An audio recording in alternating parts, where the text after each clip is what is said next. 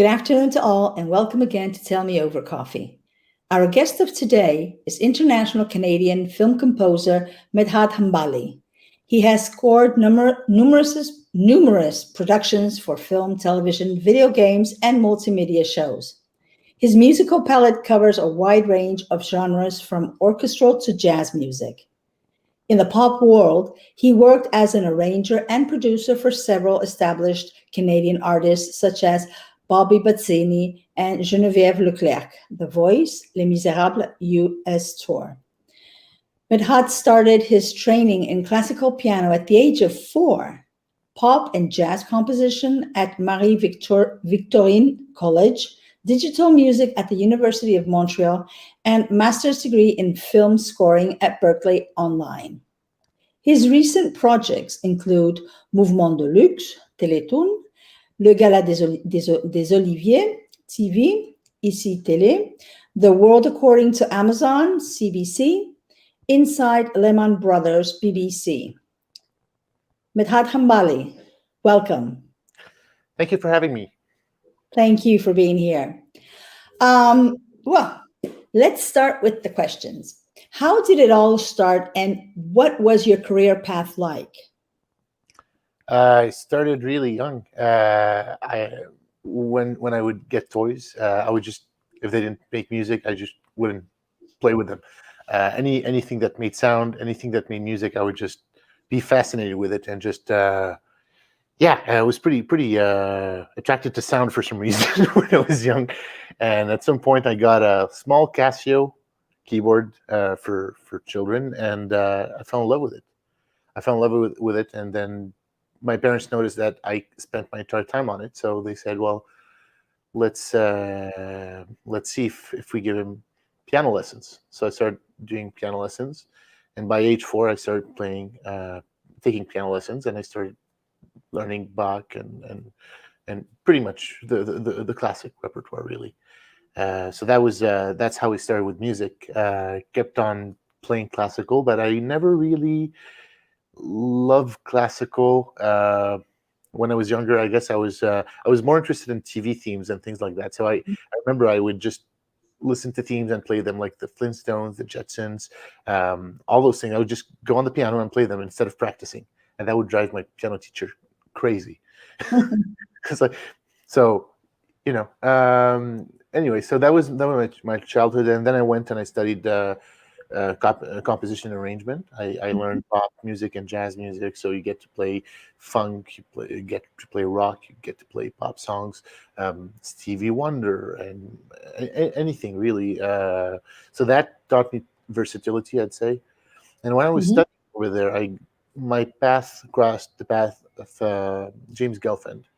James was my teacher in film scoring, and I've always had a passion for film soundtracks. I've always listened to soundtracks. I remember when I was 15, I would just finish school, go to the library, go to the 4th floor. It was the soundtrack floor, so I'd go and just go with my CD player and just listen. And I'd start with the A's, and then next, start with the B's, and I did that for a few years, and pretty much daily. So I got to discover all sorts of repertoire from all sorts of composers doing film scores. People like Bernard Herrmann, Franz Waxman, Michel Legrand, all those people, Bruno Coulet. There's great music out there. So I also got to listen to soundtracks of live shows like Cirque du Soleil and things like that. So I've always enjoyed that genre for some reason, but I never thought that I'll be able to do it. And I never thought that I'll be doing this as a career. I also grew up in television because my dad works in TV. So all my life I've been, going behind the scenes and watching how those things go. Bless you. And I got to be behind the scenes and just watch how TV shows were made. So I always had this somewhere in the back of my mind. And when I got to cross James's path, it was a class on writing music for film, and for some reason I just got obsessed with soundtracks, and I just got obsessed with writing music for films. And then How being old were you by then? um, in my early 20s, Mhm. or maybe 19. I don't remember the exact year, but yeah. And then I started scoring student films, and while I was still studying, so I started getting some projects on as I was still a student. Mhm. Uh, s- I felt that I needed to learn more. The more you learn, the more you just realize that you don't know much. So Mhm. uh, I started taking master classes and reading books and listening to podcasts and watching tutorials. And uh, so the more I learned, the more my confidence went down even more, because it's like, okay, I really need to work really hard. This is not going to be easy. It's very naive, when you go into something. There's something called the Dunning-Kruger effect in psychology. Mhm. The less you know, the more confidence you have. And then when Mhm. you start realizing how much work there is, your confidence goes down. So Mhm. yeah, that was I took this as a fuel to work harder, I guess, and I loved it. So started doing shorts, student films. Wasn't paid when I was starting, and then Mhm. started there, went to features, and from features went to television. So my career was happening, and I was still studying. So I went to the University of Montreal, and I studied digital music. So great music, you learn theory, you learn all those things. Digital music taught me about sound and about how Okay. the brain perceives the sound. And so I learned about acoustics, the physics of sound. I learned about psychoacoustics. How does the brain perceive sound? And those things were very useful for me, at least, to get to understand what I'm working with. Uh, I continued after that. I went did 1 year in a random program. I studied animation for 3D for 1 year, and that was very helpful because I also learned things about that are related to filmmaking that I didn't Mhm. learn any place. I learned about photography, lighting. I learned about design. I learned about how animation works, and that helped me also develop a language, a visual language. So that was helpful also. If you're working on animated films and you're able to speak the same language as your filmmakers, they tend to trust you more because they see you understand their medium. Mhm. So after that, I continued, and I went to Berkeley, and I signed up for the. I did 1 year and the undergrad level, just to see, Mhm. and from there I applied to the master's degree, and there we go. So that's a bit of my path. Since 2017, I've been going back and forth between Mhm. Montreal and LA, and starting my career all over again over there, to go even further. So that's my spiel. Would you say that your career, or the career of any film composer, is a lonely career? um, yes and no. I guess at the beginning it's a bit lonely, but then you start building a team. Obviously, Okay. start affording to have people on board. And I have people that I've been working with for years now. I think of my Mhm. copyist Eric. I've been working with him since 2014, and he's Yeah. awesome. So, and we still will work together for years and years. And those people are part of your team, and you rely on them, and they help you go further. So. Uh, yeah, it could be a lonely career because you're still spending 12 hours days, sometimes 18 hours, sometimes it depends on the deadlines, by yourself in the studio. But it's also a very focus heavy thing. When Mhm. you're working on a film, you you don't see the time pass. You're like, oh, I've been working on this for 4 hours. Where did time fly? So so you're very focused on it. But if you really love it, if it's truly what you love, you don't really mind. Well, I It's mean, not only you don't really mind, but time does fly by when you're doing something that you're passionate about. That is true. But would you say that, well, maybe you didn't really care, right? But because you were studying, you were going into depth of something that really you were passionate about. But when you were younger, when you were a child, when you were a teenager, um, spending so many hours on the top floor where all the soundtracks were, and just spending hours and hours listening, it kept you from having a normal teenage life with other friends that obviously they would spend their time doing other things, having fun. I don't know, going to the lake with friends, having a beer. Okay, where's Medhat? Oh, he's upstairs in the library. I mean, you could have done both things, but Totally. how was it? How was it? You didn't really mind, I assume. I mean, Not at all. you started also, okay. It's some people might not understand this, but it is difficult when you start at a very, very young age, as you did at the age of 4, receiving piano lessons. That already really put you on a certain path, and piano lessons, it is a very disciplinary skill. You have to be very disciplined, and at the age of 4, oh my God, if I wouldn't have done this to my child at the age of 4, I would have just let the child play with the F piano, and when the child was bigger, maybe they would change their mind or whatever, and then I'd go for it. But not at the age of 4. I mean, they're very young, and I don't know. You have to discover many things, and sometimes you do discover beautiful things alone, but other times it's amazing how you discover things together with other kids of your age. Absolutely. So did you miss that? No, not at all. Not at all. I mean, that's the thing. I guess for some people, it takes a certain type of personality, I guess. Some people really need the insane contact with human beings, which is great. And I have this contact, and that's great. Maybe I have it in a bit of a different way. But I love music so much. It's my entire life has been dedicated to this, and I get, how many people wake up in the morning and say, today I'm going to play? If you think about it. Most people wake up saying, today I'm going to work. We wake up as artists in general, actors and musicians, we wake up and we say, today I'm going to play. How lucky are we to be doing what we're doing? Well, I'm very lucky. When I wake up, I say, oh, how great. I don't have to go to the office anymore.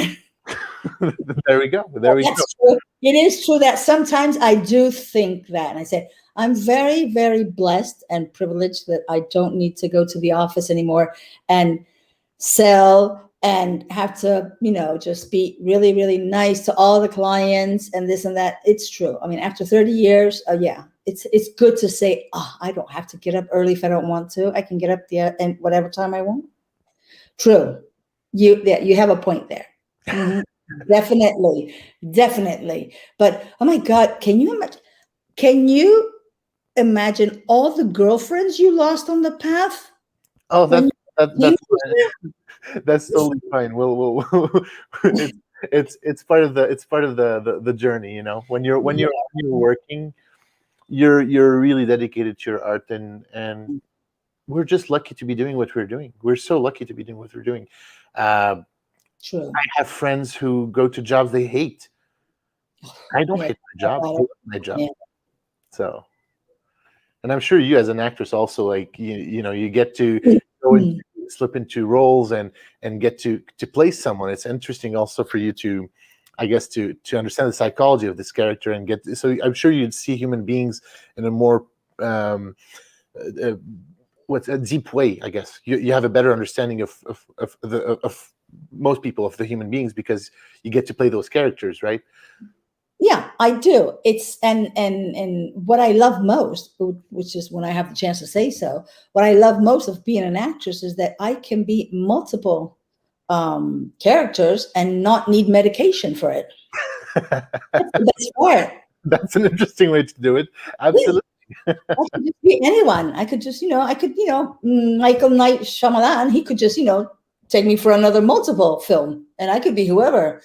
It's great. That's the great part. It is true that like you say, I can be a murderer without having to go to jail.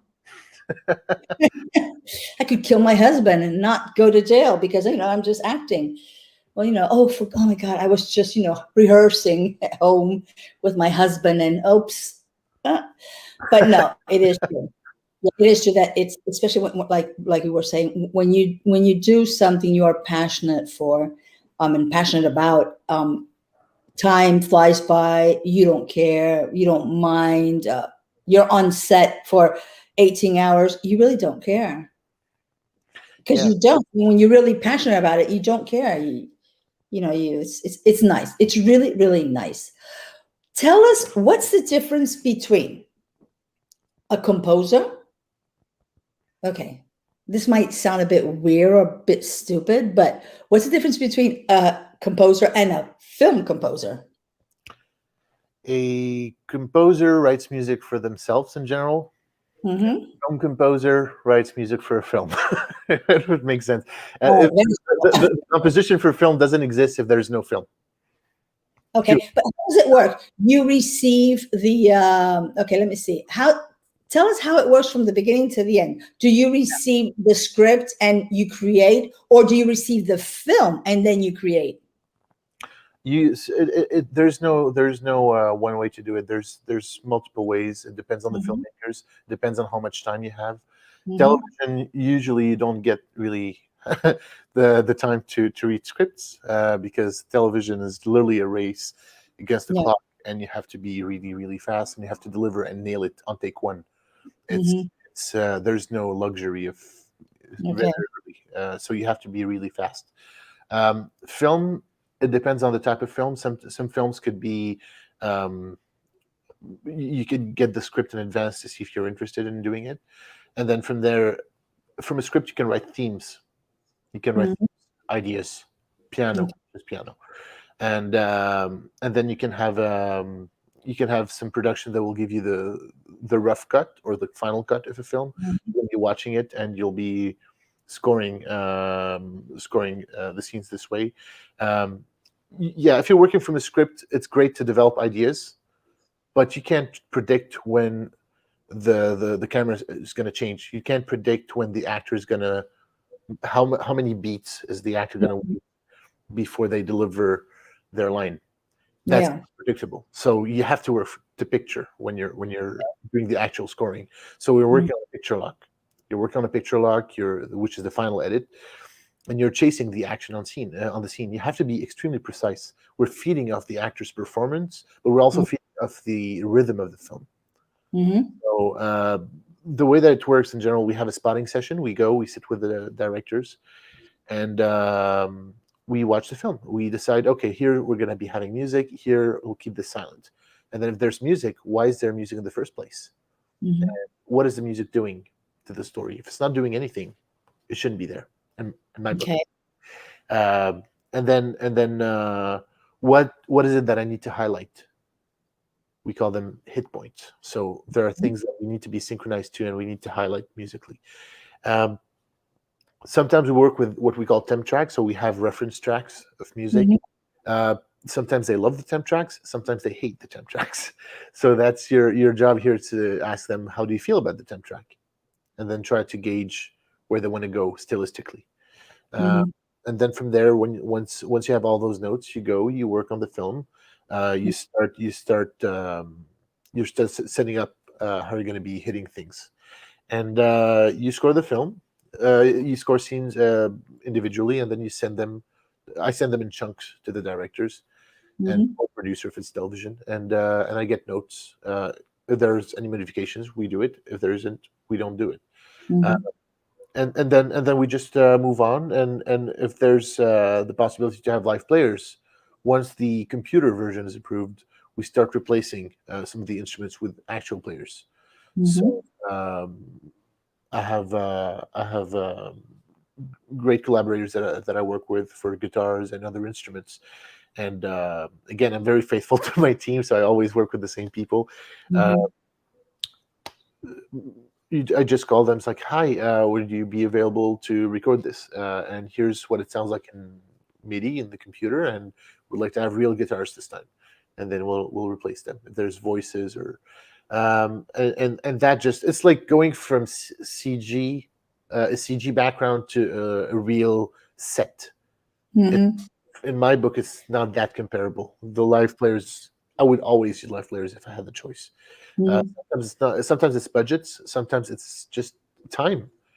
Sometimes just Mhm. logistically they're doing modifications until the very, very, very last Second, some Mhm. don't have the luxury logistically to hire live players. It does happen. So you got to be very careful about those things. And yeah, so once this is done, we go to the mix. And once the music is mixed, we send it to the dubbing stage. And the dubbing stage, they're adjusting volumes between the music, sound effects, and dialogue. And they do the DCP, and it goes to festivals and or television. Mhm. Um, so that's a bit of the process behind the scenes. I'm sure that many people are curious about it, and I'm not going to let this moment pass without asking you: is it a well-paid job? It could be, yeah, absolutely. It could be. It depends. I mean, when people ask me how much does a soundtrack cost, it costs between 0 to 2 million. It depends on many things. It depends on your experience. It depends on the notoriety that you have in the industry. It depends on how much time are you going to be spending on the soundtracks. Do you own the music or you don't? That also changes the price. There's a lot of variables. It's like actors. How much does an actor get paid? Well, between 0 to several $1 million, right? Yeah. So it could be lucrative, and at the beginning it's not. It's just normal. When you're fresh out of school, you're working on student projects, and then you go up the ranks, and slowly but surely you start getting paid, and then your rate go up with the more experience that you have. Professional productions want to hire professionals that are going to be bringing solutions, not problems. So therefore, professionals are more expensive, obviously. Yeah.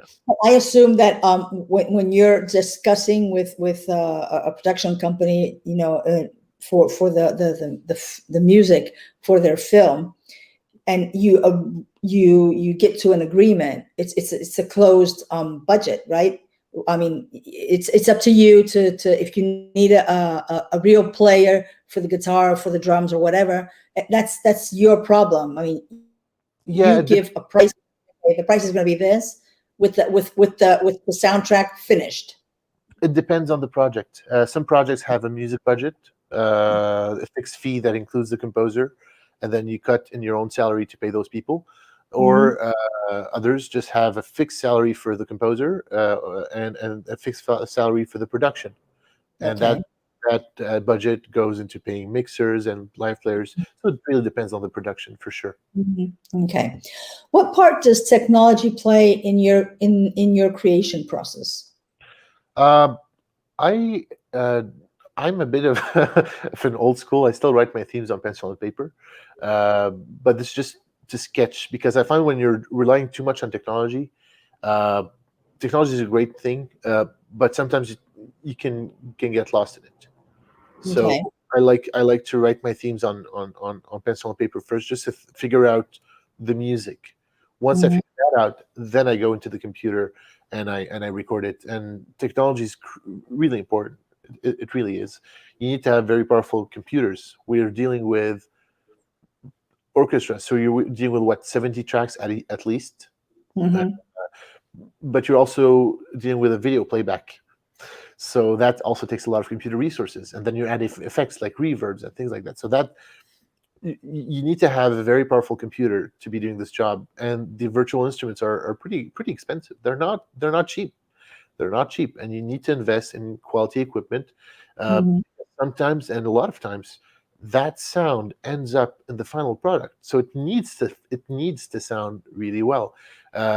I think it's. I use a software called Nuendo, which is the same thing as another one that's popular called Cubase. It's the same company. It's my playground. It's like an editor working in Adobe Premiere.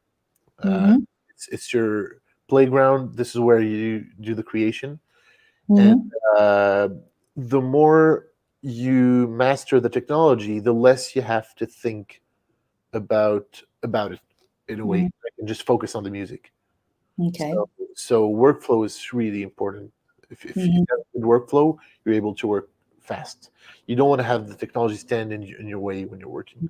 So Okay. yeah, What did your parents say when you said, "Hey guys, I'm going to be studying film composing"? when they when they checked my taxes, they were like, okay, Okay. okay, All right. you can make a good living. Yeah. Yeah, it's of course at the beginning it wasn't the case, but over time they started seeing like, okay, that could be a good career. So Yeah, yeah. When you're right. Yeah. How important is music education for you? I mean, with the amount of degrees that I did, it gives you a hint. I think it's very it's crucial. I really think it's crucial. When you're Mhm. working on a project, you can get away with the computer for a while, but if you want to go up the ranks, you'll be working with live players. You want quality, right? Quality Even sound. even Well, if you have born talent. I don't believe in born talent. I believe in No. hard work. I believe in hard work. It's to quote someone that I know. He says anybody can do what I do. A 4-year-old can do what I do if they practice for 20 years. So it's That's a good one. For 20 years. Yeah, it's cool. so yeah, I'll steal this quote from him. But it's true. It's just hard work. It's hard work. And it's also what you listen to. You know, Mhm. I spent my early years just in the library listening to material, and I guess that's why I have it. I gravitate toward those styles musically just because I listen to so much. It's just Mhm. part of your DNA. You get exposed to it. I think it's the same for painters when you're studying classical paintings and Mhm. different genres. And well, this also affects. Sorry. No worries, no worries. It's like Yeah. when you're studying classical paintings and things like that. I think it's we have to do our own education too. And Mhm. um, yeah, I forgot the question. Yeah, right. Okay, let's skip to the next one. 'Cause I usually just get rid of that. But it's still in the whole question. What are the required skills to succeed in the industry as a film composer? You have to love film. You really do. You have to Mm, love film. You have to love storytelling. If you're passionate about storytelling and you're passionate about filmmaking, it could be a great career for you. It'd be something that's very fulfilling. But mhm. at the same time, you have to be hardworking. I really do think so. You have to Yeah. work hard. You have to be disciplined. You have to Mhm. deliver. Um, because it's there are far way easier ways to make money, believe me. But if you really love it, if it's truly what when you wake up in the morning you're happy to do, I think that's your career. You have to be passionate about it. If you're not obsessed with it, I think it's a hobby. But that's just my in my book. That's the difference between a hobby and a passion. Okay, so you're obsessed with it? Oh yeah, totally, Okay. totally. I'm like I have I buy scores. I buy film scores on books Mm. and I study them. I have one of the limited editions of the original Snow White score, Mhm. handwritten from Oh, from the 30s. So I study what other people did, so I can learn from them. And so it's either passion or mental illness. I don't know what it is, but but that's honestly, but you can be a freak too. yeah, when you love it so Movie freak. Well, you can be I don't know, a film music freak or That's it. That's it. I mean, I know actors that do ridiculous amounts of workshops, like Meisner and the other acting techniques, and it's the same for us. I mean, on a normal day that you don't have a job to prepare, okay? How many hours do you spend doing whatever you do in your film composing? if I'm not scoring films, I'm Mhm. listening to podcasts. I'm not listening to podcasts, I'm watching tutorials. If I'm not watching tutorials, I'm updating my computer. If I'm not updating my computer, I'm I'm a busy bee. I hate sitting and not doing anything. I just can't stand the idea of just sitting and not doing anything. I think this is my worst nightmare. I feel like you're wasting time for some reason. So, Hmm. um, yeah. So if I'm like right now, I just signed up for the Hollywood Music Workshop again. I did it last year. It was great. I just signed up for a few workshops. I'm doing one with Miriam Cutler's on documentaries. Cutler, sorry, on music for documentaries, and I'm doing a few things. So, uh, because June is going to be a bit more calm, which is a great time to work and be better. So when the gig Mhm. comes, you're ready. You know, Yeah. I like to compare. I teach film scoring, and I tell my students, uh, we're not very different from firefighters. Firefighters are not extinguishing fires every day. True. When there's a fire, you need to be ready. True. So when the gig comes, if you didn't practice or if you didn't get ready for it, you're not. How do you expect to perform and be optimal? So you're always working on improving what you write. You're always. It's again. It's like musicians. Musicians. But how about socializing? Have you got time? I do socialize. Oh, I do socialize. I mean, I usually Out of the computer. no. I do leave some. Like obviously we're in COVID right now, but off COVID times, I usually keep my my nights free, so I can go see friends and go see shows and watch films and just have fun. Of course, like everybody else. Great. But during the day, yeah, of course, you have to work like everybody else. And you do have time to cook. Cooking is. But I'd rather not even discuss cooking. I think there should be a sign with my face on it. With the it's I burn everything, even water. I don't know how the science work, but Oh my God! Then takeaway restaurants must be very happy with you. oh yeah, big time. Yeah, no. Oh, big time. You're the best client they have. Oh, yeah. You look at me. I'm shaped like a potato, so it's. I assume they get a bit worried when you don't call them. They call you. Excuse me. Like, hey, what's wrong? You didn't call us today. Are you sure you're not hungry? That's good. Are you a good cook? I'm sure. Of course I am. Mm-hmm. Of course, but you know, I'm smart. I have my husband who cooks for me. So. Oh, there we go. So next time I'm in Spain, But that's smart. That's not. I know how to cook, but he cooks for me. Yeah. Yeah. Well, okay. I'll tell you one thing. I just cooked dinner before our interview, so that's done and dusted. Okay. What's the difference between scoring for film, TV, games, live action, and animation? Okay. When you're scoring films, well, the first thing, the timeline is completely different. Yeah. Television, as I said, it feels like somebody's waiting for you outside. And like, are you done yet? Are you done yet? Are you done yet? So you have to be working really, really fast. Film, it depends on the project. I mean, some project can involve you for weeks. Some can involve you for months. So it really depends. Film tends to be more descriptive. Less descriptive, because you're sitting in the theater and you're watching it. When your television tends to be more descriptive. So I'll give you an example. Somebody's holding a briefcase. Okay. In television, they might say, "Why are you holding this briefcase?" While in film, why? What is that? The dialogue, right? Because when you're watching television in general, you're cooking at the same time, or you're doing something else. Most people are.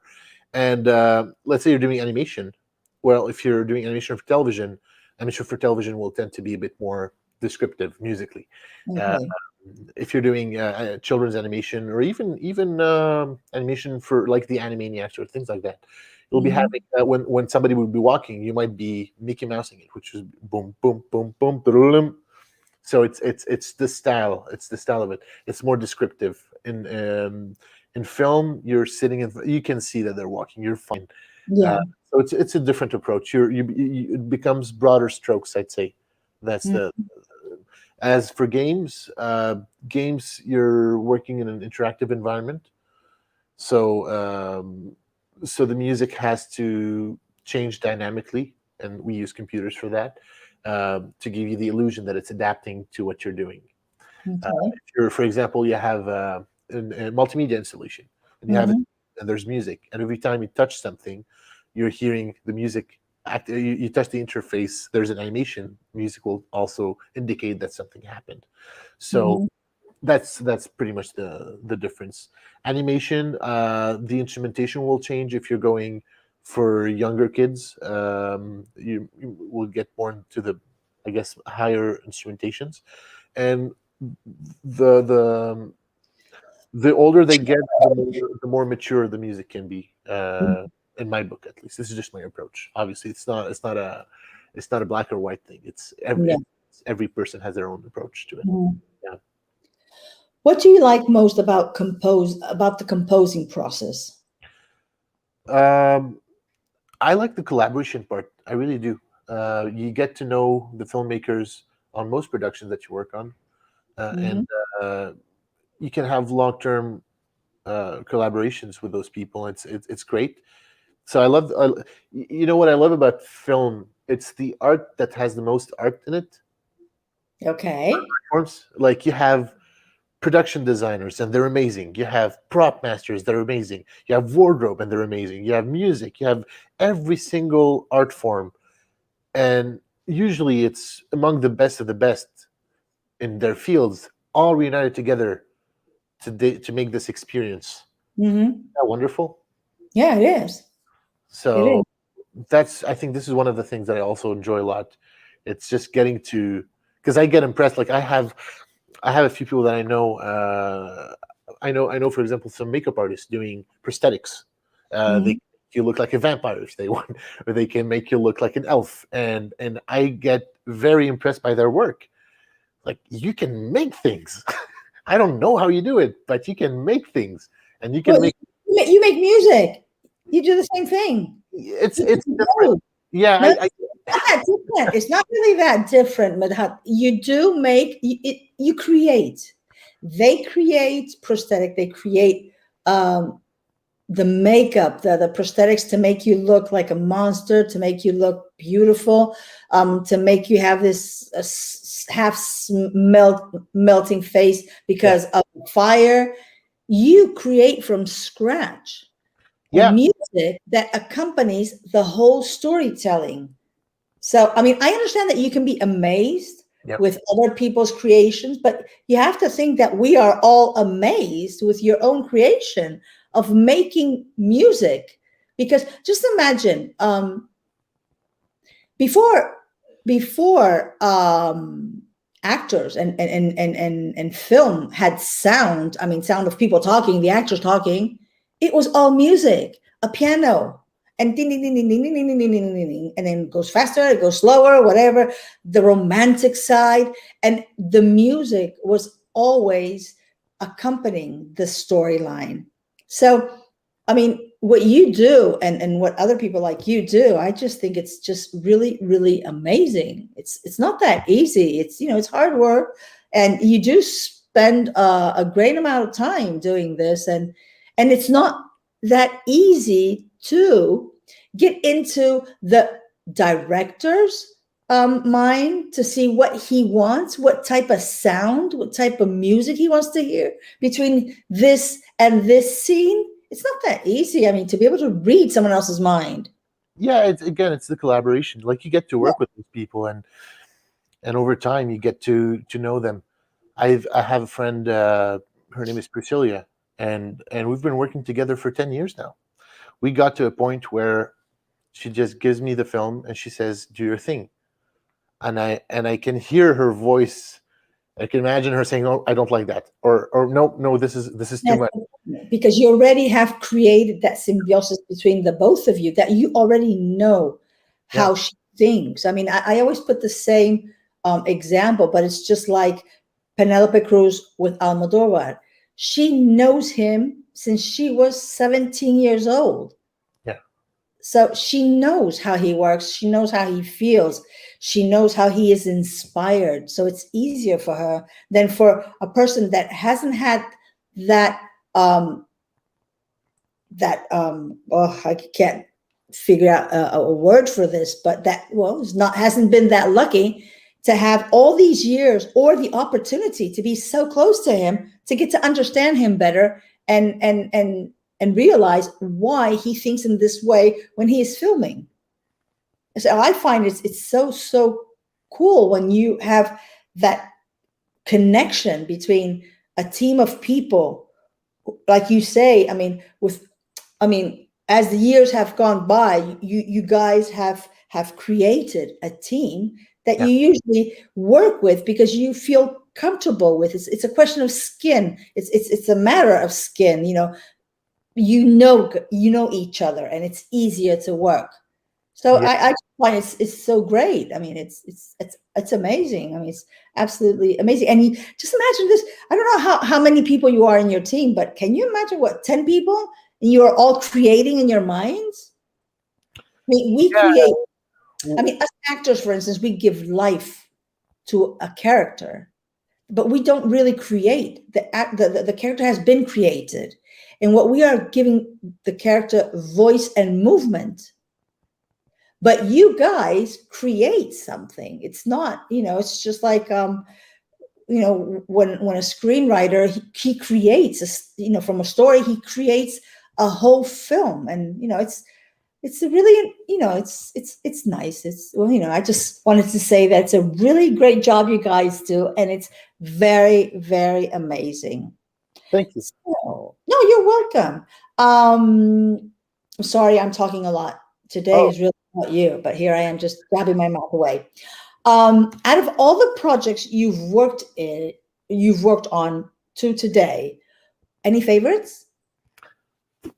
There's a lot of great projects. I love so many. It's like saying, hey, pick your favorite child, right? But one that's a lot of fun to work on is the Teletoon show Moving Deluxe. I sometimes have to literally pause the show, laugh, and then get back to it and work on it. And this is a fun place to be, and it's a very it's a very fun project to work on. Sometimes I watch the thing like, are we going to get away with this?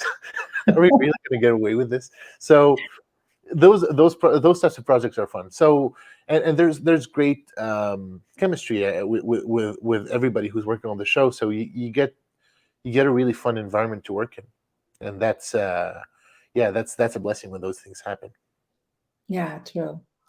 According to you, what are the qualities that every composer should have? Passion for film, for sure. Passion for storytelling, liking to collaborate with others, because that's crucial. This is crucial. If you don't like to work with people, if you don't like people in general, just don't do it. You're going to be miserable. So you have to you have to be a people's person. You have to be able to communicate with people. You have to be able to correctly interpret instructions and try to read between the lines sometimes. I had a situation once when they told me the track was too fast, and I just removed the percussion, and they said, I don't know what you did, but it works. So what they meant is the percussion was doing tuk, tuk, tuk, tuk, tuk. So if I just remove it, it was the same piece. It just made it feel slower. And that's what they did. So trying to get into people's head and trying to understand what they mean when they're giving you instructions, I think this is really crucial. Also watching the relationship between music and drama. Not a lot of literature about that, but I think it's crucial to understand when do you get smaller musically and when do you become bigger. When do you have to, there's a very thin balance.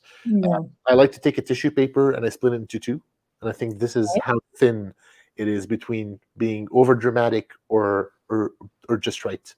It's like acting. I mean, I'm sure you as an actress, you know that there's a very thin line between overacting and acting. And we're not that different from actors. We feed off the actors. For example, if there's a fight scene and people are shouting at each other and it's very emotional, I tend to back away. I tend I avoid to put music if it's possible. If they'll let me, I would rather not have music at all, because that's the moment for the actors to express themselves. And if I do anything, I'll be overplaying them. I don't know if that makes sense. That said, if you have a scene and I don't know, someone is in the train sitting, you're seeing them like this, there's a window and you can see the scenery. Well, there's no dialogue. Well, in this case, music has to be taking more space. So it's a very thin line, and just being sensitive to those things. It's all, again, we're filmmakers. We just happen. I don't identify as a musician.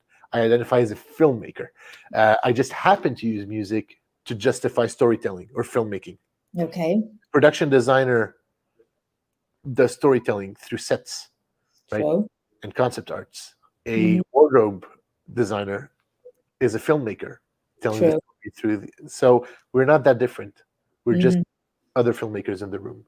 So that's why I'm saying passion for film, and also learning about film. The more you learn about film and language, when you're saying to the director, oh, you see this establishing shot there?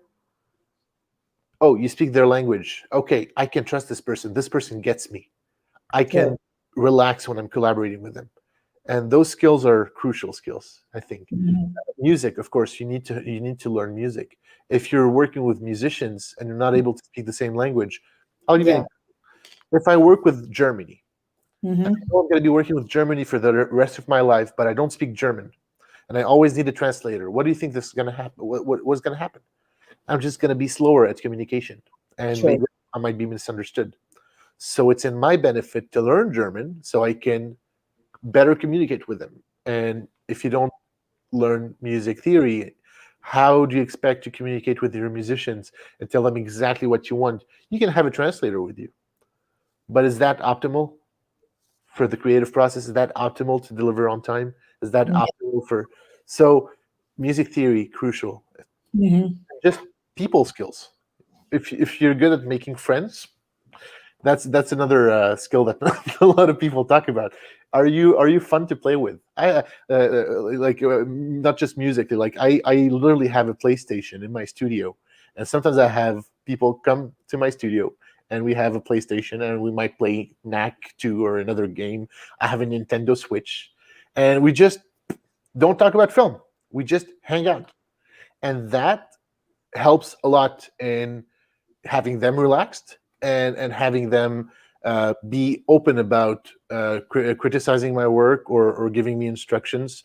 And I sometimes, when I'm in LA, for example, some filmmakers friend over there, I get them. We go to Universal Studio, we go to Disney, we go to theme parks, we have fun. Are you a fun person to hang out with? Are you someone who's... This is a very people skills. This is also part of the collaboration, because it's like marriage, I guess. You're going to be spending the rest of your career maybe with someone, so you need to get along with them, you need to know them.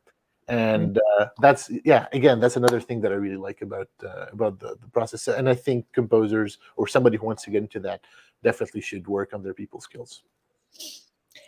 A very dear and close filmmaker friend of mine, who is also in the industry, once said, "A major part of achieving my goals is knowing what those goals are."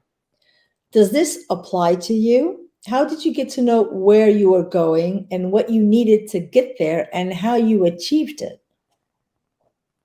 I think understanding the industry is critical.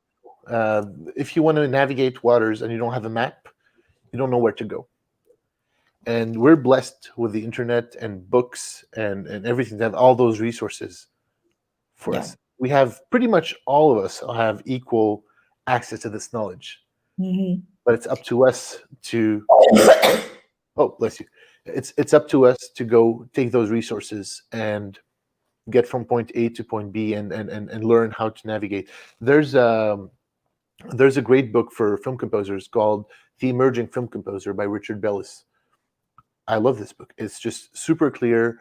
It's well written. It teaches you more about how do you navigate the waters, how do you deal with multiple situations. And there's another one that I recommend also called All You Need to Know About the Music Industry by Donald Passman. That's a great book on the business of film scoring, because you'll be signing contracts. You need to know what you're signing. And so the more informed you are, the better you can navigate the water. Imagine you're in a canoe and you have to go somewhere. If you have a map and you're already prepared, you have an idea where you're going, it should go well. Now, of course, hard work, obviously. You have to work hard. Again, the analogy with the firefighters, we're not that different. So those two together, I really think you create your luck. I think we always have opportunities. But if you create your luck by being prepared, there's no reason for it to not work. Do you have any favorite genres as a music composer for film and as a spectator, which sometimes they are different? There's a lot of genres that I like. There's a lot of genres that I like. I like comedy a lot. I think life is short, and you just need to have a good sense of humor. I really do. Just not take yourself too seriously, because and just being able to go and just get away from everyday life. This is fun. Also like thrillers. Thrillers are fun, especially when you're able to. For example, one film that I really enjoyed was Knives Out. It's like this Agatha Christie thing, so it was pretty fun. So I also like those films. But see, this one had a bit of a thriller thing as well as the comedy side. I wasn't Uh-huh. expecting to laugh that much in the film. And yeah, so those are, I'd say, and I also like a lot of animation. I go and watch every Pixar or DreamWorks film that comes out. I find them really fun to watch. So yeah, I guess those are my favorite ones. How about So yourself? they're not very different from you as a film composer and you as a spectator. As a composer, it's story. I don't mind what genre it is. I really don't. It's not going to dictate if I'm going to say yes or no to the project. If I Mhm. relate to the story, if I think I'm the right person for it, I'll Mhm. take it. If I don't think I'm the right person for it, I'd rather turn down the project and keep Okay. the relationship, because Mhm. you're working on somebody else's film. Those people have been working on for what, 2 years, sometimes 3 years development, and once you get on the project, you don't want to be the person that everybody hates because you messed it up, right? Yeah, So you want to definitely. be you Oh yeah. you want to be the person that's gonna make it work and make it go from point A to point B. So if I Mhm. don't feel I'm the right person for the project, regardless of genre, I just I just don't take it. I think it's important to know who you are and who you're not, and from then, if you think you're the right person, do it. If you don't think you're the right person, don't do it. That's my advice. We're working on somebody else's project. Yeah, We're invited in their playground. true. But you are putting a bit of yourself into that project and making it yours. So the question is the following. Um, like you said previously, sometimes, well, if you have the time to be able to read the script, it's great. But if not, you have the end project or the rough project, the raw project. Okay. Have you ever gone to a project that you say, be it reading the script or seeing the raw project finish, and you say, "Oh my God, I'm just going to have a hard time doing this because I don't know. It's really hard. How am I going to put music into this?" Have you ever had that feeling? Not that I know of. Not really. It's just if I feel I'm the right person, I'll say yes. If I don't feel I'm the right person, I'll just say, look, I don't think I can bring anything to the Okay. table, but this person might be able, and that sometimes Because you have to feel it. I don't know. I think it's, yeah, of course you have you're to. creating something. So you have to feel something for that project that you are going to be putting everything you have Yeah, projects. If you really don't feel it, I mean, it's such a weird thing of like you were saying previously, to do something you don't like. I mean, it's just, I'm going to be doing this project. I'm going to create a theme, and I really don't like it, or it's not. I don't know. It's not fulfilling me in any way. yeah. I mean, Oh, this is why I say you have to see if you relate to the project, you do mhm. it. If you don't relate, don't take it in the first place. This is just my philosophy in general. No, I find it very, very honest from your side to do this and to say this, because I do find it very important that a good job needs to be done well. Yeah, And if you think you're not going to be able to take it to the max, then it's best you don't do it at all. yeah. That's always been my life in a way. I again, I think it's just because I'm very aware of the filmmaking process, and I know Yeah. how much time and effort it takes for the person to put a film together, from script to development to getting fundings to everything to Yeah. distribution. Hmm. You really don't want to be the person that's going to mess up everything that they've been working on. It's not a Yeah. good place to be in. So I'd Yeah. rather not venture into those waters. If I don't feel I'm the right person, I'll politely say, "Look, I don't want to mess up your film, so I don't want to do it." So that's totally fine. Yeah. Yeah. You have worked with a few artists in the pop world, such as Eric Bernier, Bobby Bazzini, and Geneviève Leclerc. How can you describe the relationship and collaboration you have with the artists you work with? Uh, the artists that I work with, I have this profound respect to their work for sure. Mhm. I think they're super talented. I think I resonate with what they do, and there are people that I've been working with for years now. People like Genevieve, she's my friend, and I generally have a deep respect for her art. My job as an arranger is to, again, it's like in film, you get invited into their playground, and Mhm. you have to find a way to make the artist shine. Okay. You need to understand who they are, what is it, where they want to go, and there's a lot of, again, it's the collaboration process. Like Mhm. with with the pandemic, Jen and I still worked on projects. We were over Zoom. We were over Zoom. And she was literally watching me orchestrate in real time and saying, "Oh, I don't like this. Oh, I like this. Oh, that's a cool sound. Oh, I'm not sure about that." Mhm. And then we have discussions and we try to find what's the best approach. And Mhm. that, again, it's the collaboration that I think is really interesting in that world. So that's the process when it comes to where, at least my collaboration with the artists that I work with. I mean, I just find it so awesome that you get to meet other creators, Yeah. and it's just like a puzzle. When you get all these creators just to build a puzzle together, I just find it's amazing. I mean, having that type of skills is really, really amazing. Honestly, I mean, I have good ear for music. I learn by ear. I don't know how to play instruments. I mean, we are my father, they were four brothers and three brothers and one sister. We are the only part of the family that doesn't play instruments, but the rest of my cousins, they play piano, they play drums, and my son plays drums.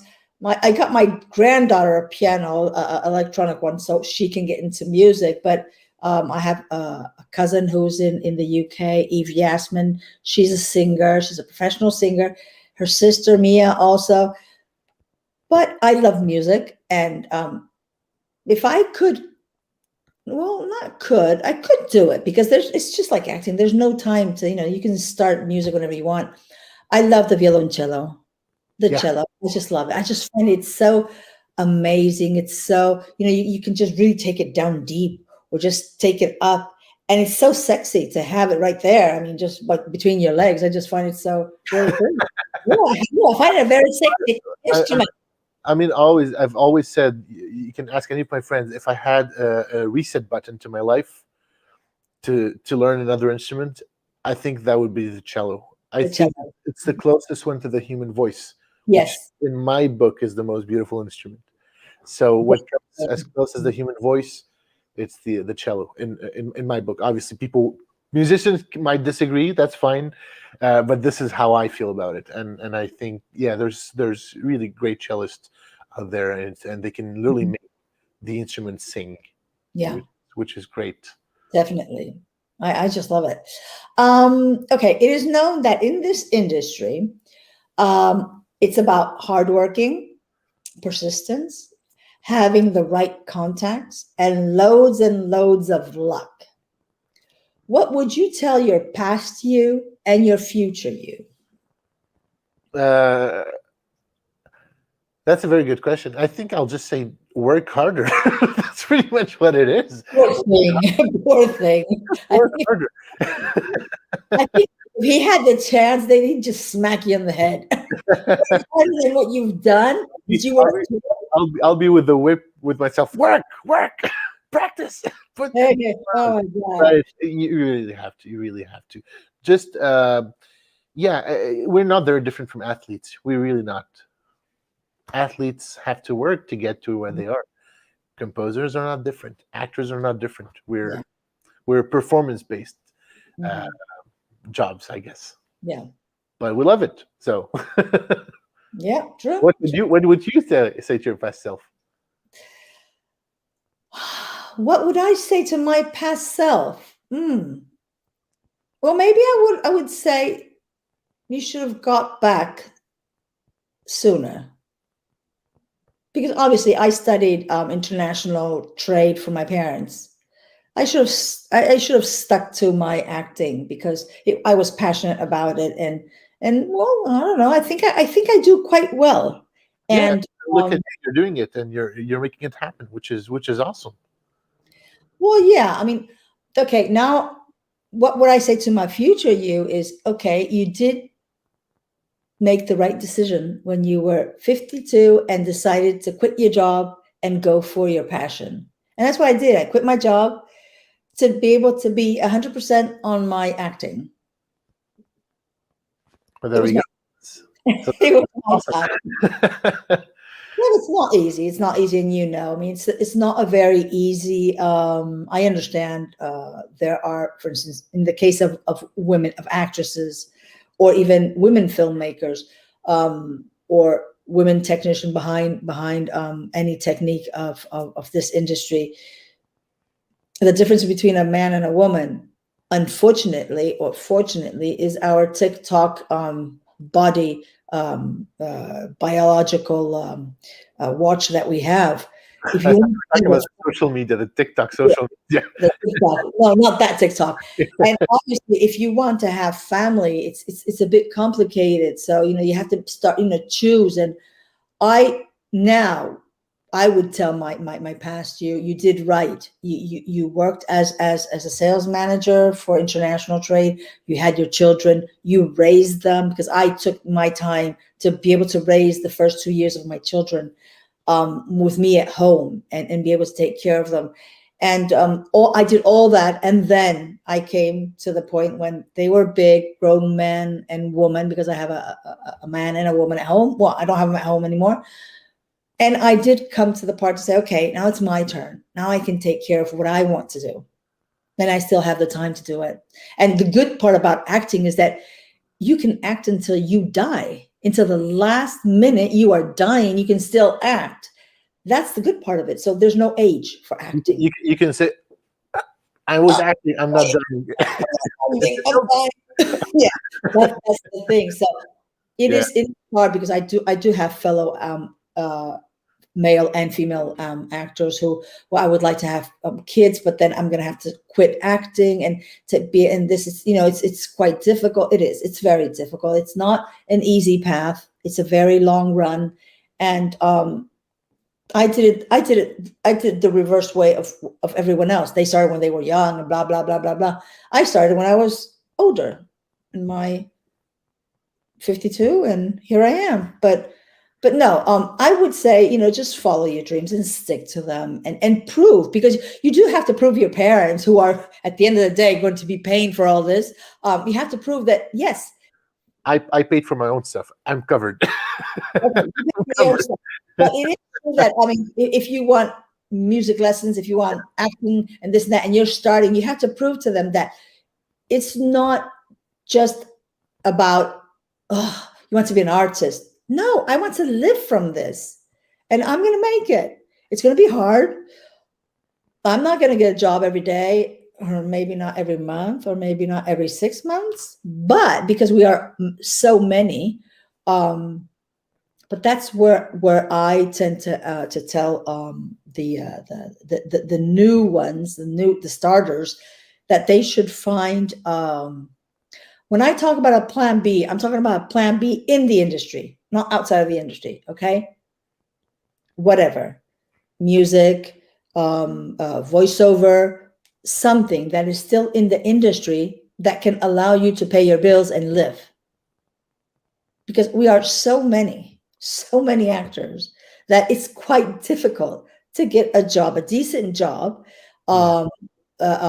at least once a month. Like I say, just have a decent job, a decent income to live that month, right? Pay your rent or your mortgage or whatever.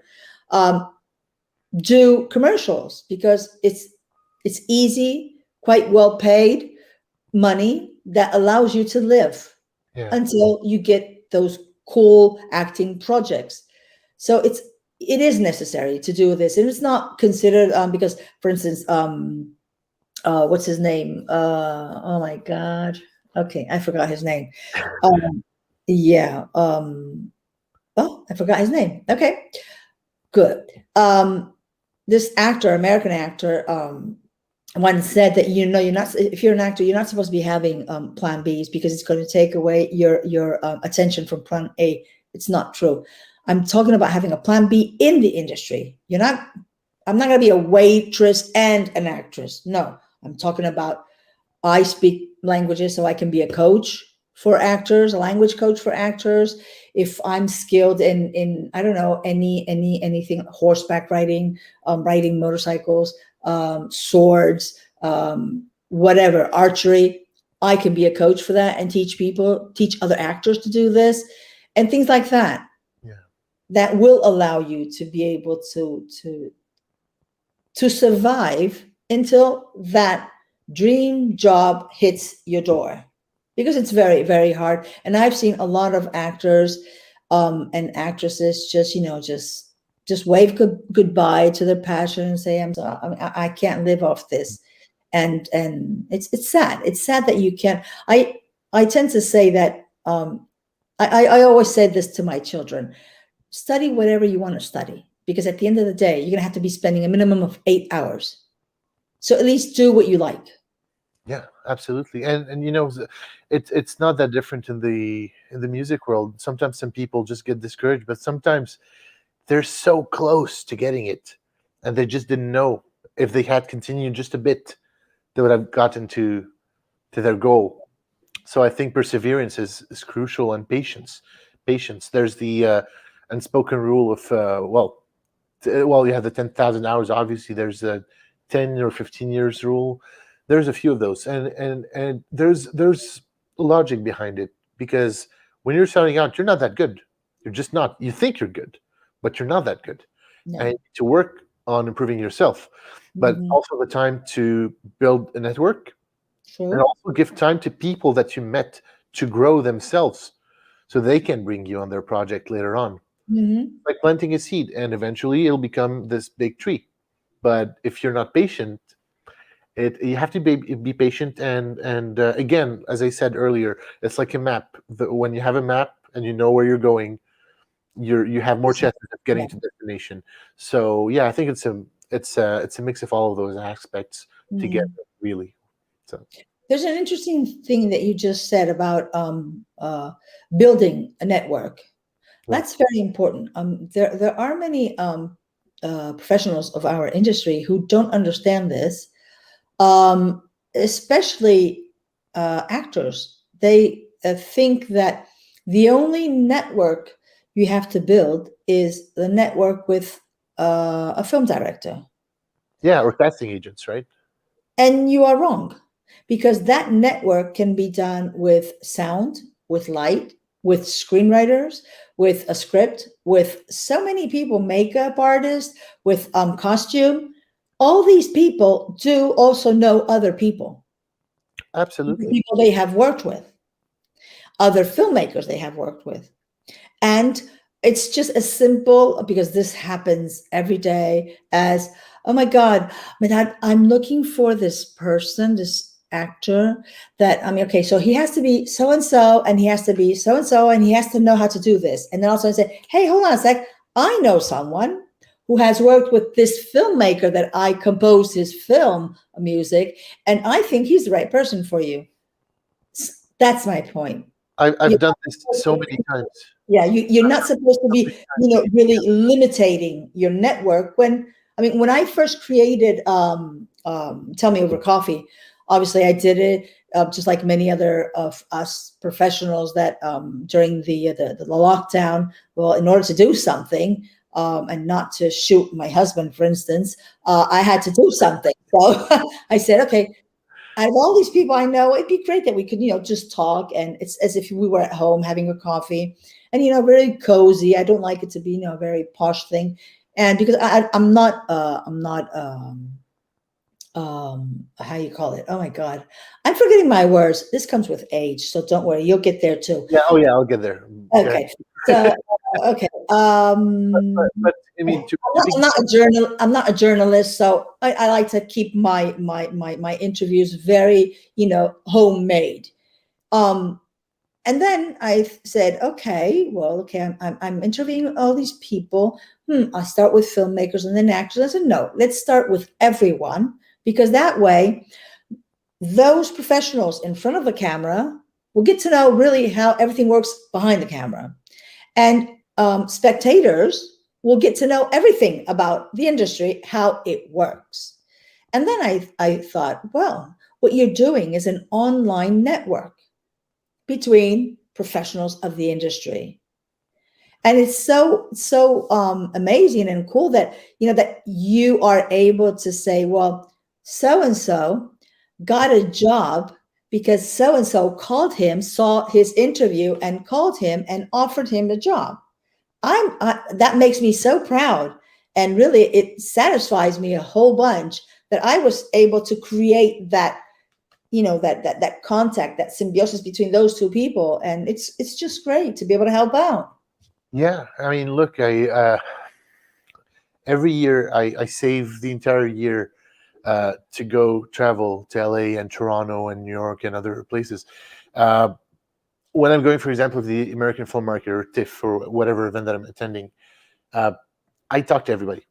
Mm-hmm. If I meet a great cinematographer from Chicago, and I like their work, of course, and I think they're talented and they're cool people, I keep their card with me. If I ever meet a director from Chicago and I see their work and I find they're talented, I try to connect them together. And what's what's interesting is I have some of the people that I connected together a few years ago. Now they're working together. Mm-hmm. So it's really rewarding. It's like, cool, it worked. It's worked. They got to work together and they got along because they're cool people and they're talented. And so yeah, I totally get the thrill of doing this because I get the same I get the same thing when I do it in person, and it's fun. Mhm. Fun. It's really satisfying when this happens. So It is you very don't, much. many of my jobs came. Most of my jobs either if not all of them, almost. It's either recommendations from other Mhm. filmmakers, could be directors, producers, but sometimes it's a recordist, sometimes it's a wardrobe, sometimes it's an actor or actress, and or repeat client, obviously. But this is how I get my work. I have a lot of people message me like, "How do you get the gigs?" Well, are you good at making friends? Again.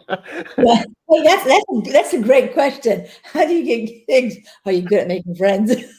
Right? so so That's a that good that's how one. my work comes from, and I do the same thing for others. I've recommended directors of photography, actresses, actors, voiceover people. So yeah, it's a small community and we all work together. So Okay. Let me make a little thing. It's a small community with a lot of people in it. yeah. but at Yeah. some point you start like, I've met people in Toronto that Hmm. I ran across in LA. Hmm. What are you doing here? Well, what are you doing here? Well, I'm going to this event. Well, me too. And then so sometimes those things do happen. I've It, landed a job in it France. happened to me the other day in Madrid. I was having a beer with a friend, and all of a sudden this guy, this actor he's Italian, but he lives in Valencia, just crossed right in front of me. And they're, hey, Bello. He just turned around and said, what the hell are you doing here? I said, what are you doing here? Well, I'm shooting tomorrow. I said, well, I just finished shooting. So, I mean, what? That's it. I mean, I landed a job in France for a TV pilot over there, but Mhm. that was because I met a director in Toronto, and then another gig I got in France because that was a friend of this director. So Yeah. that's how it works. It's just do what you have to do, and don't let people hate you, and that should be fine. Well, it's totally justified that we are not gonna be loved by everyone. I mean, we do have haters, and it's like I say, okay, I don't care if you hate me, I love you anyway, so who cares? Yep. But yeah. But the thing is, it's just amazing how many people you can get to meet and know. Do you believe in giving back? I sure do. I sure do. When I'm teaching, and when I take a lot of time just one on one with some people sometimes to help Mhm. them with getting along, getting through a problem with their computer or with their software, or sometimes questions about how do I make my instrument sound realistic or whatever, Mhm. or hey, I have this contract. What do you think about this clause? And of course, I'm happy to help them, because I've asked for help sometimes, and some people took time to help me. So it's just normal. It's part of the community, and you're not. I see. This is something that I find fascinating. Sometimes some people wouldn't do this because they think they're creating competition, and I don't believe in that whatsoever. Nobody's going to steal your job. If you're competent in what you do, that's great. If you're the right fit, you're going to get the call. You're not. You're just helping someone else. It's a friend. True. I So agree. I totally agree with you. Yeah. I mean, it's obviously I can't compete with a Black American actress because I'm not Black. right, First of all, it's a casting. yeah, Right? you have to be very logical. I've always thought, even in my previous job, that if I wasn't taken in, it's because I wasn't the person that person was looking for. I mean, and his loss, not mine. I know what I'm capable of, and I know what I'm worth. So if you don't want me, great. I mean, I'm still gonna be happy. It's not, once I see you outside, I really will kill you. But still, I'll be happy about it because I'll be happy that I'm You taking you out of the way. Yeah, often kill people, right? yeah. I often do. And then- I often do. Yeah, you have to be very nice to me. I'm an actress. Don't forget, I'm an actress. My head just goes like this at times. oh, that's funny. Oh yeah, and when I'm caught, I just say, "Oh, I was just in character. I was in character. It I'm wasn't gonna me. this. I was I'm in character." gonna steal it from you. Yeah. Tell us, how was the confinement, the COVID confinement for you? How did it affect you personally and professional wise? Personally, zero, because my entire life has been in confinements. So You honestly, poor thing. I couldn't care less about that. What I do kind of miss, because now I'm working from home. I have a studio. I Yeah. had to move. I'm working on a smaller. I have the same computer. It's my computer studio. I'm working on one screen and a small screen. I had three screens when I was. So it's a bit of a. I'm working from home. My studio is in a post production building. So Mm. there's editors, there's colorists, there's a lot of people out there. Uh, but a lot of people in a closed space means I'm not sure about how the air circulation is, so I'd rather not take a chance. And I've Mhm. been working for over a year. I'm still paying rent for my empty studio, but Really? yeah, totally. My gear is there. I have a lot of equipment there, so I keep them there, and that's fine. I'm working on a smaller rig, and I adapted my work. I usually get my musicians to my studio and record, and now I'm doing it remotely. So that's changed, but the rest hasn't really. And I do miss going to the studio, but I'll be back. I'll be back. I'm getting my first shot on Friday, so Mhm. that's a sign of the ending of that tunnel of darkness. So hopefully we have brighter futures in front of us. Yeah, of course, of course. I mean, I don't know how you say this in English, but in Spanish, you say that there are no wars that last 100 years, and nobody that can support it. So, I think the English term is there are no wars that last 100 years and nobody that's yeah, but I totally understand what you mean. Yeah, of yeah. course, of course. So yeah, So, hopefully we yes, will be back. yeah. We'll be back, and we'll get together in bars and have friends and go out and yeah, I'm optimistic about the future. And you know what? I think there's going to be a big boom in our industry. I really do, because people are consuming content like crazy. Hmm. And who got rich? All the streaming services. Great. But they need content, because people aren't going to be watching reruns from Friends from 25 years ago, right? Yeah. They're going to be, they will want to have original content. So they have a lot of money, great, but now they'll have to invest in more content to keep their subscribers. Therefore, I think everybody in the industry is going to get a lot of work. I really do believe so. I strongly believe so. And I think theater and the arts in general, I think people realize that maybe spending my time on Instagram rather than watching this performer who's giving performance in front of me, oh, I need to appreciate that moment. Now that I don't have it, now I realize what I just lost. So I Mhm. really think there's going to be a bright future for us in this industry post COVID. So in a way, maybe it's a good thing. Not like obviously like we have good things. It's not a good thing, but there Yeah, are but I could agree with you to a certain point. yeah. But see, for instance, your job, maybe I'm wrong about this, right? And please correct me, but your job has much less competition, competitors than us actors. You know how many actors there are in Spain? I believe you. I believe you. You know how many actors in Spain currently live off their job? I believe you. I believe you. 6%. Yeah, I believe you. I believe you. The thing is, I know, for example, I've heard Riot Games where they were looking for a composer. I think over 500 people applied for one job. While when you're an actor or actress, there's still a casting. There's an age range. There's a certain look for the character. So it's a different type of competition. It's not easier. It's just as difficult. It's just different. But I totally understand. I mean, we go through the same things, composers, and it's sometimes you lose it because you lose the gig because it's in the first place you don't even get to try it because you're not the right fit, and that's totally fine. It's jobs come and go. But there's always. Tell me one thing. When you go for a job, right? And let's say, well, it's not a direct job that you're receiving, right? There's this job to be done, and okay, I want to hear, proposals and versions. Does it go, because for instance, in acting, it goes from if you're a media actor, if you're a famous actor, etc., etc., etc. Does this work the same way with music film composers? Absolutely. I just I didn't get it. I auditioned for a project with a big streaming service.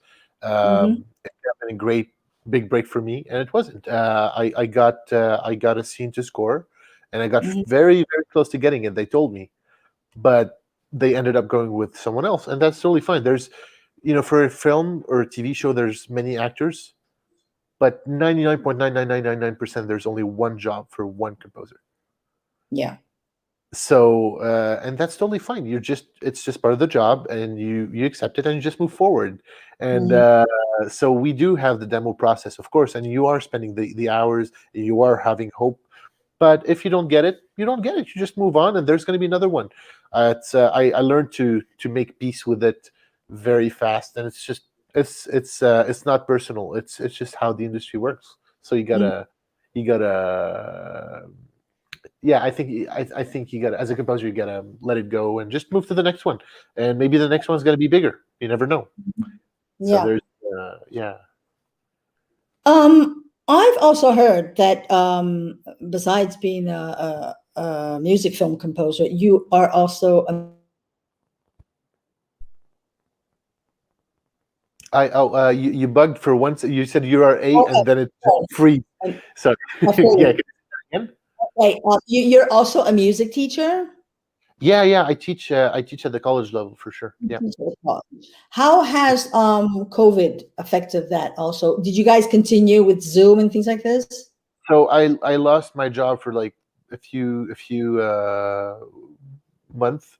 All the teachers were let go, and then we were all rehired to teach with the same conditions.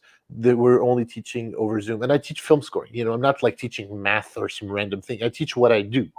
So teaching for me is fun because I get to share what I know, and the difference is obviously when you're in class with the students one-on-one, you get to interact with them, and that interaction had to change. Because when you're teaching over Zoom, I find it's 4 times more effort for the teacher because you're looking at everybody's facial expression. When you're teaching, you're reading a room. Okay. If you're lost, you can see them getting lost. Yeah. And you can ask any of my students. I'm the guy who asks the most. Is everything clear? Is there any questions? Do you have any questions? Every seconds, I ask this question to make sure that everybody's on track. And reading faces over Zoom, it's just a different way of working. You have to ask more questions, I find, because you need to make sure that you're getting them to be more attentive. So I ask way more questions over Zoom. So according to you, let's say I'm going to talk about film, and I say, well, according to you, Mhm. how what are the steps to get a film? What are the biggest step to get a film from point A to having a film in theaters? And then I have this open discussion, and then I go to the slides. And then Okay. according to, so this is something that I started doing. It's 4 times more demanding energy wise. And I teach one class, but sometimes you have 3 groups, and my classes are 3 hours long. Last Oh. semester I had days where I would start from 9, it's usually from 9 to 12, 1 to Hmm. 4, and 5 to 8, but only one day in the week. We had a curfew at 8. So what happened was I had 9 to 12, 12:30 to 3:30, and 4 to 7. And Wow. of course, you have people asking you questions after that. So you skip lunch, and that's part of the, it's okay. And you're putting the energy. And when you get to group number 3, I still put extra energy, although I'm extremely exhausted. I still put the energy and try not to show that, because it's not Mhm. their fault that by luck they Okay. happen to be group number 3 getting the same class 3 times Mhm. my third performance of the class. So that's a bit different. But it's part of the process, and you just adapt like everybody else. And Mhm. I'm liking it right now. I'm liking it. I'm enjoying it, and I found a few ways to be able. I document my stuff a lot, so everything has arrows and annotations. So yeah, hopefully my students don't have any questions. If they do, they ask, and I just help them. So yeah, Mhm. teaching is fun. That's cool. Well, we're coming to the end for now, for today. Any upcoming projects that you can talk about? Under NDA. I have a fun thing that's coming up. We'll see how it goes. So once it gets released, I can talk about it. Okay. So that'll be announced eventually. So you have to follow me and to know. And other than that, I'm doing the Hollywood Music Workshop this year again. Mhm. So I'm really excited about that. Be learning from people about different approaches to scoring scenes and working in documentaries or anything. So it's that's fun, and yeah, it's going to be exciting. I'm looking forward to this pandemic to end and getting back to seeing people and traveling again. So time will tell. Time will tell. Mhm. So we have come to an end. I would like to thank you so much for sharing your afternoon and your experience with us. You are the first music film composer that I have interviewed, and I am so happy that it was you, and that people get to know you a little bit more. Those who already know you, and those who don't know you, well, now they know you and they know who you are and what you do. You guys can follow Medhat's career on his social media. That, as usual, I always put in along with the video. And I wish to thank you all for following the interview, not only today, but all the days that I'm online, and for your support as always, because the life without culture is very, very boring. This month and beginning of until mid next month, I'll be shooting the second season of a Spanish series. And I was very lucky that I only had to shift. One of them was Medhat. I had to shift his interview. But I don't know who is going to be next Tuesday, because next Tuesday I'll be shooting. So let's make it just, very mysterious. And you guys will know who my following guest will be the day before. So um, take care. Be very responsible, please. Those who have got your shots doesn't mean that COVID is through. You still can pass it on. So please be very, very responsible. Keep using masks when there's a lot of people around, and stay safe. And I hope to see you guys very, very soon. And I hope to see you, Medhat, very, very soon again. Thank So you. take care, you guys. Medhat, thank you so, so much. Thank you so much for Thank you. having me, and good luck with your show. Looking forward to see it. Oh, thank you. Thank you so much. Bye. Bye.